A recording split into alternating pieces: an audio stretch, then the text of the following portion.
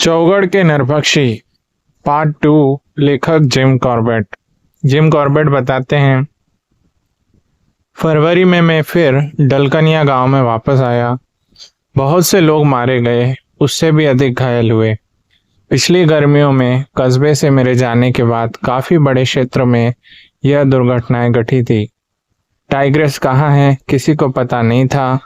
मैंने लौटने का फैसला कर लिया। सोचा कि अब वह इलाका मेरा जाना पहचाना है, मैं वहीं जंगलों में ही डेरा डालूंगा।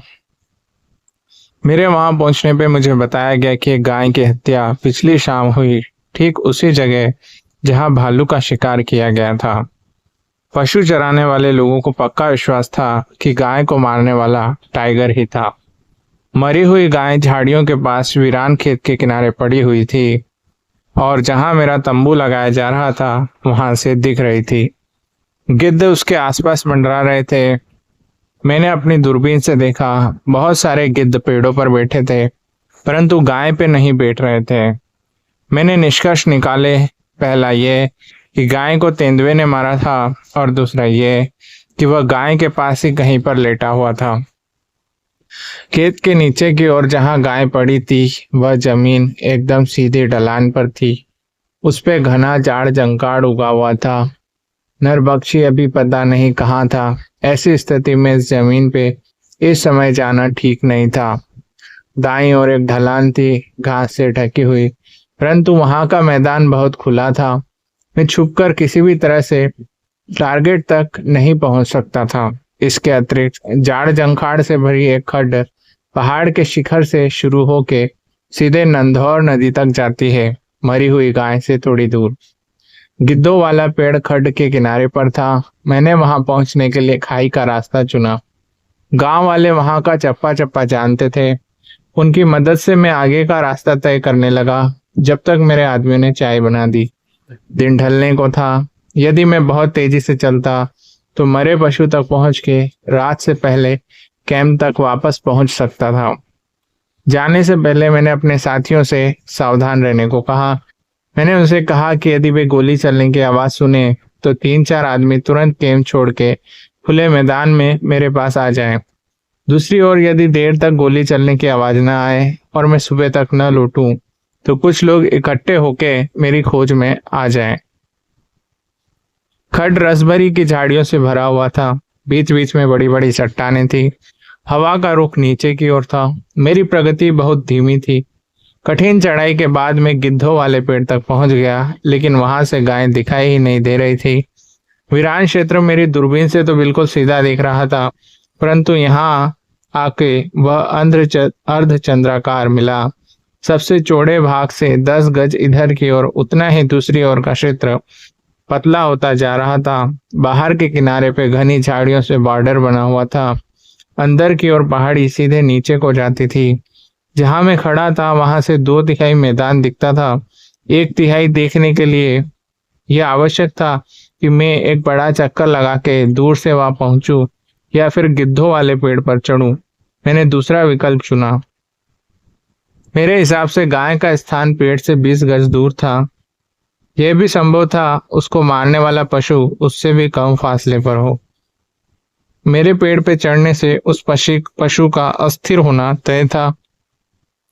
इस समय वहां पे 20 गिद्ध थे और बहुत सारे झुंड इसी ओर आ रहे थे। पेड़ पे जगह नहीं थी, इसलिए पंखों को फड़फड़ाने और आपस में झगड़ने की आवाजें काफी तेज थी। वृक्ष पहाड़ से अलग दूसरी ओर झुका हुआ था। भूमि से कोई 10 फीट ऊपर एक बड़ी सी शाखा बाहर की ओर लटकी हुई थी। राइफल को संभालते हुए उस शाखा तक पहुंचना बहुत ही कठिन था। गिद्धों का शोर फिर से शुरू हो, इसकी प्रतीक्षा में मैं शाखा के ऊपर पैर रखकर आगे बढ़ा।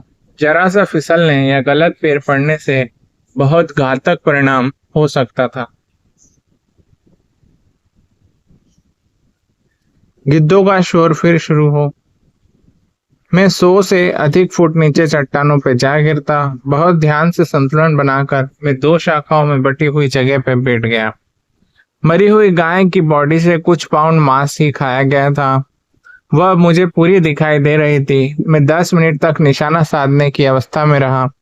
मैं उस स्थान पे काफी कष्ट में बैठा था। उसी समय 2 गिद्ध पेड़ से उड़े और चक्कर लगाने लगे। फिर गाय से थोड़ी दूर बैठ गए। वे अभी आराम से बैठ भी नहीं पाए थे कि तुरंत उड़ गए। उसी क्षण मेरी ओर की साड़ी हल्की सी हिली और एक तेंदुआ प्रकट हुआ। जिन लोगों ने तेंदुए को प्राकृतिक वातावरण में नहीं देखा हो, वे उसकी भव्य चाल और उसके रंग के सौंदर्य का अनुमान भी नहीं लगा सकते। उसका आकर्षण बाहरी ही नहीं, शरीर का एक एक पाउंड शक्ति से भरपूर था। वह जंगल के पशुओं में सबसे उत्तम है, साहस में भी किसी से कम नहीं है। ऐसे पशु को कीड़ा कहना अन्याय है, अपराध है। ऐसे लोगों का ज्ञान कैद में रखे गए भूखे, दुखी, खाज खुजली से पीड़ित तेंदुओं तक सीमित है। मेरे सामने खड़ा तेंदुआ भव्यता का नमूना था, परंतु उसने अपना जीवन खो दिया था क्योंकि वह पशुओं का हत्यारा बन गया था। मैंने गांव वालों को वचन दिया था कि यदि मुझे अवसर मिलेगा तो मैं उनको इन हिंसक पशुओं से मुक्त करूंगा। अब मौका आ गया था। मुझे नहीं लगा कि तेंदुए ने इस गोली की आवाज को सुना होगा जिसने उसकी जान ली थी। जीवन में बहुत से ऐसे अबोधगम्य अनुभवों में से एक है कि दुर्भाग्य निरंतर किसी एक व्यक्ति अथवा परिवार को ही क्यों घेरता है। उदाहरण के लिए गांव का एक 8 साल का मासूम बच्चा था। उसकी गाय के कारण मैंने तेंदुए को शूट किया था। 2 साल पहले उसकी माँ अपनी गाय के लिए घर से दूर घास काटने गई थी। एक नरभक्षी ने उस पर आक्रमण किया और मार के खा गया। 1 साल बाद उसका पिता भी इसी प्रकार से मारा गया। घर की सारी चीजें बेच के पिता का कर्ज चुकाया गया। अब वह बच्चा उस गाय का मालिक बन के जीवन बिताने लगा। कुछ समय बाद एक दिन गांव के 200-300 पशु जब घास चर रहे थे तो तेंदुए ने इस बालक की गाय को चुन के मार डाला। मेरी युवा भैंसों की देखभाल मेरे आदमियों ने खूब अच्छी तरीके से की थी। जब मैं वापस आया तो उनको बाहर बांधने लगा। हालांकि मुझे बहुत कम उम्मीद थी कि टाइग्रेस को वे अट्रैक्ट कर पाएंगी। नंदौर घाटी से 5 मील नीचे कई हजार ऊंची चट्टान के नीचे की ओर एक गांव था। नरभक्षी ने कुछ महीने पहले गांव के बाहरी क्षेत्र में 4 लोगों को मार डाला था। तेंदुए को शूट करने के कुछ ही दिन बाद इसी गांव में से एक प्रतिनिधि मंडल मेरे पास आया। उनका अनुरोध था कि मैं डलगनिया से अपना कैंप हटा के उनके गांव के निकट चुने हुए स्थान पे ले जाऊं। उनका कहना था कि पहाड़ के ऊपर कई बार नरभक्षी को घूमते हुए देखा गया है। वही कहीं किसी गुफा में वह रहता है। उसी सुबह समाचार भी मिला था कि घास काटने गई स्त्रियों ने टाइग्रेस को देखा था। तब से सारा गांव आतंकित था। कोई घर से बाहर नहीं निकल रहा था। प्रतिनिधि मंडल को भरसक सहायता करने का वचन देके दूसरे दिन सुबह सुबह गांव के सामने वाली पहाड़ी पे चढ़ के 1 घंटे तक मैंने वहां का निरीक्षण किया। फिर अपनी दूरबीन से चारों तरफ काफी देर तक जांच की। उसके बाद घाटी को पार करके गहरी खड्ड के रास्ते से गांव के ऊपर की चट्टान पे चढ़ा। यहाँ से मार्ग बहुत कठिन था। यहाँ मुझे कुछ अच्छा नहीं लग रहा था। यहाँ से गिरने का खतरा था। गिरता तो मेरी गर्दन टूट सकती थी। दूसरे हमले का भी अंदेशा था और खुली जगह पे अपने को बचाना संभव नहीं होता। 2 बजे तक मैंने चट्टान का काफी हिस्सा देख लिया था और दोबारा देखने का उससे इरादा नहीं था। मैं अब चट्टान की घाटी के ऊपर अपने कैंप में नाश्ता करने जा रहा था। डलकनिया की ओर चट्टान पे चढ़ाई करने से पीछे मुड़कर देखा तो 2 आदमी मेरी ओर भागते हुए आ रहे थे। मेरे पास आके उन्होंने बताया कि बाघ ने खड्ड में एक बैल को मार डाला है। मैं सुबह इसी रास्ते से आया। खैर, मैंने उनमें से एक आदमी को मेरे कैंप तक जाके नौकर से चाय और कुछ खाना भेजने को कहा। दूसरे आदमी को साथ लेके मैं घाटी की ओर चल पड़ा। खड्ड जहाँ पे बैल को मारा गया था वह 200 फीट गहरी और 100 फीट चौड़ी थी। उसके पास पहुंचते ही मैंने देखा कि बहुत सारे गिद्ध नीचे से ऊपर आ रहे थे। खड्ड में बैल के पास पहुंचे तो उसकी चमड़ी और हड्डियां ही बची हुई थी। यह स्थान गांव से 100 गज दूर था, लेकिन वहां से ऊपर किनारे तक जाना संभव नहीं था क्योंकि दीवारें एकदम सीधी थी। इसलिए मेरा गाइड मुझे 4 मील तक नीचे ले गया। वहां पशुओं की एक पगडंडी मिली। ये ऊपर की ओर जा रही थी और घनी झाड़ियों में प्रवेश करके बार बार निकलते हुए हम गांव पहुंच गए। गांव में मुखिया को बैल की हालत के बारे में बताया गया। उससे एक युवा भैंसा और छोटी लंबाई का मजबूत रस्सा मंगवाने के लिए कहा। जब तक ये सब आया मेरा भोजन भी दलकनिया से आ चुका था। सूर्यास्त हो रहा था जब मैंने खड्ड में पुनः प्रवेश किया। मेरे पीछे बहुत से आदमी मुखिया का दिलवाया हुआ भैंसा लेकर आ रहे थे। जहां मेल मारा गया था वहां से 50 गज आगे बारिश से टूटकर एक चीड़ का पेड़ खाई के तल में धंस गया था। पेड़ के बाहर निकले हुए भाग से भैंसे को रस्सी से कस के बांध दिया गया। फिर वे सब लोग लौट के गांव आ गए। वहां पास में कोई पेड़ नहीं था। हट में बाहर को निकली हुई छोटी सी शिला ही थी जिस पे बैठा जा सकता था। ये गांव की ओर थी। बड़ी कठिनाई से मैं उस पर चढ़ा। ये लगभग 2 फुट चौड़ी और 5 फुट लंबी थी और खाई की जमीन से 20 फुट ऊंची थी। शिला के नीचे चट्टान अंदर की ओर मुड़ी हुई थी और उससे एक गहरा खड्डा बन गया था। शिला पे बैठे हुए मुझे वह दिखाई नहीं दे रहा था। शिला नीचे की ओर एक कष्टकारी कोण पे झुकी थी। जब मैं उस पर बैठ गया तो ध्यान आया कि जिस ओर से मैं बाघ के आने की उम्मीद कर रहा था उस तरफ तो मेरी पीठ थी। बंधा हुआ भैंसा मुझसे कोई 30 गज की दूरी पे मेरी बाईं ओर से मेरे सामने था। सूरज डूब चुका था। तभी लेटा हुआ भैंसा जल्दी से खड़ा हो गया और ऊपर की ओर देखने लगा। एक पल के बाद एक पत्थर लुढ़कता हुआ नीचे आया। जिस दिशा से आवाज आई थी उस ओर गोली चलाना पॉसिबल नहीं था, इसलिए मैं एकदम स्थिर बैठा रहा ताकि मेरी उपस्थिति का आभास न हो जाए। थोड़ी देर बाद भैंसा बाईं ओर मुड़ा और मेरी दिशा में देखा। इसका अर्थ यह था कि वह डरा हुआ था और वह जिससे डरा हुआ था वह मेरे नीचे बने गड्ढे में थी। थोड़ी देर बाद मुझे टाइग्रेस का सिर दिखाई दिया। टाइग्रेस के सिर पे गोली केवल आपातकाल में ही चलाई जाती है। इसके अतिरिक्त मेरी ओर से कोई भी हरकत मेरी उपस्थिति को उजागर कर सकती थी। 1-2 मिनट के लिए टाइग्रेस एकदम स्थिर रहे, फिर तेजी से कूद के भैंसे के ऊपर के जा बैठा। भैंसा टाइगर के सामने था। उसके सींगों से बचने के लिए टाइगर ने उस पर दाईं ओर से आक्रमण किया। दोनों में कोई संघर्ष, कोई दांत गड़ाने की आवाज नहीं आई। केवल 2 भारी शरीरों के टकराने का एक धमाका हुआ। उसके बाद भैंसा तो जड़ पड़ा था और टाइगर आधा उस पर लेटा था। भैंसे के गले पे उसके दांत गड़े थे। सामान्य तो यह कहा जाता है कि टाइगर शिकार के गले पे आघात करके उसे मारता है। ये गलत है। बाघ उसे अपने दांतों से मारता है। बाघ की दाईं तरफ मेरी ओर थी। अपनी 275 राइफल से मैंने बहुत ही सावधानी से गोली चला दी।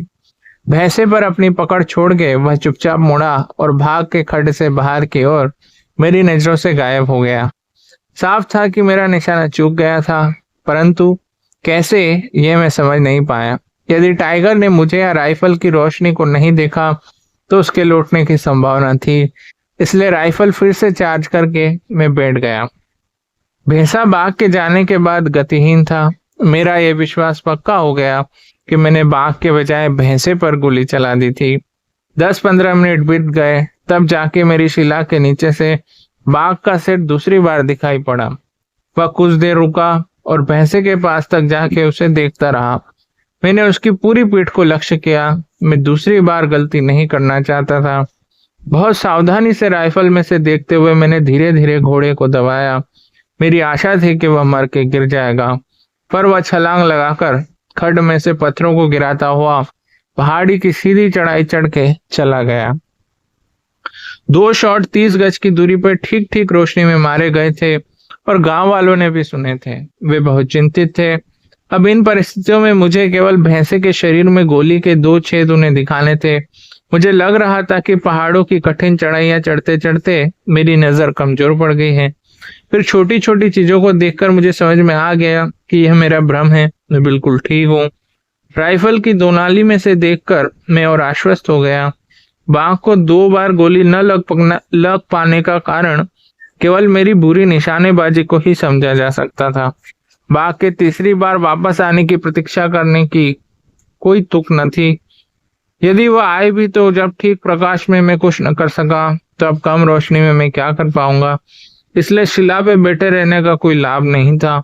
सारे दिन के श्रम से मेरे कपड़े अब तक भीगे हुए थे। ठंडी हवा चल रही थी। सर्दी और बढ़ने वाली थी। मैंने पतली खाकी कपड़े की निक्कर पहनी थी। चट्टान भी सख्त और ठंडी थी। गांव में मेरे लिए बनाई गई गर्म चाय मेरी प्रतीक्षा कर रही थी। ये सभी कारण उचित थे। फिर एक कारण यहीं बैठे रहने के पक्ष में भी था, वह था नरभक्षी। इस समय काफी घना अंधेरा हो गया था। खड्ड के बड़े बड़े पत्थरों और घनी झाड़ियों से भरे चक्करदार रास्ते मेरे और गांव के बीच थे। गांव वालों ने निस्संदेह पिछले दिन नरभक्षी को देखा था। मेरी गोली नरभक्षी को लगी थी। उन्हें इस बात का पक्का विश्वास था, परंतु मुझे नरभक्षी अब कहाँ होगा, 50 मील पे या 25 गज से मुझे देख रहा होगा। ये सब विचार काफी परेशान कर रहे थे। मेरा वहां बैठना बहुत ही कष्टकारी था, पर मेरा विवेक कह रहा था कि मैं जहां हूं वहीं बैठा रहूं।